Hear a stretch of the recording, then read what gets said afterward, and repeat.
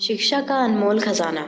एक समय की बात है, एक छोटे से पहाड़ी गांव में वीर नाम का लड़का रहता था। वीर का मन हमेशा खेलकूद और नई नई चीजें जानने में लगा रहता था, लेकिन पढ़ाई से उसकी कभी दिलचस्पी नहीं थी। उसके पिता एक छोटे किसान थे जो चाहते थे कि वीर पढ़ लिख कर बड़ा आदमी बने, लेकिन वीर को लगता था कि स्कूल जाने से अच्छा है कि वो अपने दोस्तों के साथ जंगल में घूमे और मजे करे। एक दिन वीर और उसके दोस्त जंगल में खेल रहे थे। खेलते खेलते वो गांव से बहुत दूर निकल गए और रास्ता भूल गए। चारों तरफ घना जंगल था और सूरज ढलने लगा था। वीर और उसके दोस्तों में डर फैल गया। सभी सोच रहे थे कि अब क्या करें, कोई रास्ता नजर नहीं आ रहा था। तभी वीर को याद आया कि उसके स्कूल के अध्यापक ने एक बार जंगल में खो जाने पर दिशा का पता लगाने के बारे में पढ़ाया था। वीर ने अपनी याददाश्त पर जोर डाला और बताया, अगर सूरज पश्चिम में डूब रहा है तो हमें अपने गांव की दिशा पूर्व की ओर रखनी होगी। वो पेड़ों की छाया और सूरज की दिशा से दिशा का अंदाजा लगाने लगा। उसके दोस्तों को उसकी बातों पर पहले यकीन नहीं हुआ, लेकिन और कोई उपाय न देखकर उन्होंने वीर का साथ दिया। वीर ने पेड़ों की ऊंचाई देखकर पास ही एक नदी की ओर जाने का रास्ता ढूंढा।